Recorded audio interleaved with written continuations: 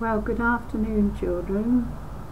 Jude, Abraham and Jad, and big children, little children, grandchildren, God bless your day.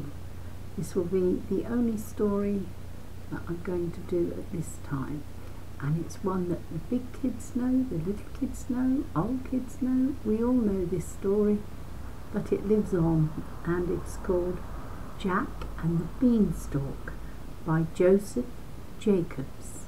I hope you enjoy this, and it's from 5-Minute Stories, a collection of delightful tales to share, and it's compiled by Miles Kelly. For your information, ask your mummy to buy it because it's a wonderful book.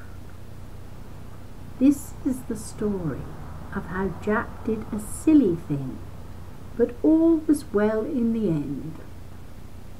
Jack and his mother were very poor, and there came a sad day when there was no more money left. So Jack was told to take the cow to market and sell her. As Jack led the cow to market, he met a funny little man with a tall feather in his hat. "And where might you be going with that fine-looking cow?" the funny little man asked. Jack explained, and the little man swept off his hat and shook out 5 coloured beans. "Well, I can save you a journey. I will give you these 5 magic beans in exchange for your cow."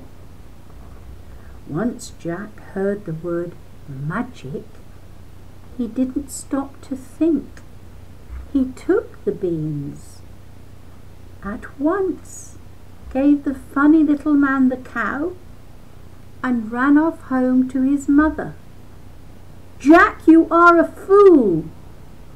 You have exchanged our fine cow for 5 worthless beans." She flung the beans out of the window and sent Jack to bed without any supper. When he woke in the morning, Jack couldn't understand why it was so dark in the cottage. He rushed outside to find his mother staring in amazement at an enormous beanstalk that reached right up into the clouds. "I told you they were magic beans," smiled Jack, and he began to climb the beanstalk. He climbed until he could no longer see the ground below. At the top there stood a castle. Jack knocked on the door, and it was opened by a huge woman. "My husband eats boys for breakfast, so you'd better run away," she told Jack. But before Jack could reply, the ground started to shake. "Too late," said the giant's wife. "You must hide." And she bundled Jack into a cupboard. Jack peeped through the keyhole and saw the most colossal man. "Fee, fi, fo, fum! I smell the blood of an Englishman!" he roared. "Don't be silly, dear. You can smell your breakfast," said the giant's wife, placing a plate piled high with fat, juicy sausages in front of him. The giant did not seem to have very good table manners, and had soon gobbled the lot. Then he poured a great bag of gold onto the table, and with a smile on his big face, he soon fell asleep. Jack darted out of the cupboard, grabbed the bag of money, ran out of the kitchen, and slithered down the beanstalk. Jack's mother bought 2 cows, and they were very content. But after a while, Jack decided he would like to climb the beanstalk again.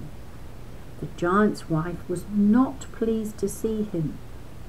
"My husband lost a bag of gold when you were here," she muttered, but the ground began to shake. So Jack hid in the cupboard. "Fee, fi, fo, fum, I smell the blood of an Englishman." "Don't be silly, dear. You can smell your breakfast," said the giant's wife, placing a plate piled high with 38 chickens in front of him. The giant had soon gobbled the lot. Then he lifted a golden hen onto the table. With a smile on his big face, he fell asleep, snoring loudly. Jack darted out of the cupboard, grabbed the golden hen, ran out of the kitchen, and slithered down the beanstalk. Jack's mother bought a herd of cows, lots of new clothes, and they were very content. But after a while, Jack decided he would like to climb the beanstalk one last time. The giant's wife was not pleased to see him. "My husband lost a golden hen when you were here," she grumbled. But then the ground began to tremble. This time Jack hid under the table. The giant stomped into the kitchen. "Fee, fi, fo, fum, I smell the blood of an Englishman." "I would look in the cupboard," said the giant's wife. But it was empty. They were both puzzled. "Eat your breakfast. I have cooked you 92 fried eggs," said the giant's wife, placing a plate in front of him. The giant had soon gobbled the lot. Then he lifted a golden harp onto the table and was soon fast asleep, snoring loudly. Jack crept out and grabbed the golden harp, but the harp called, "Master!" and the giant awoke. He chased Jack, who scrambled down the beanstalk as fast as he could with the harp in his arms. As soon as Jack reached the ground, he chopped through the beanstalk with an axe. Down tumbled the beanstalk and the giant. That was the end of them both, and Jack and his mother lived happily for the rest of their days. That is the end. I hope you loved that Jack and the Beanstalk story. My dad was called Jack, so happy memories. Rest in peace, Dad. God bless. Have a wonderful day, children. Nana Janet saying bye-bye. We'll find another story another day. Okay, God bless. Bye-bye. Be good for Mummy and Daddy. Bye-bye.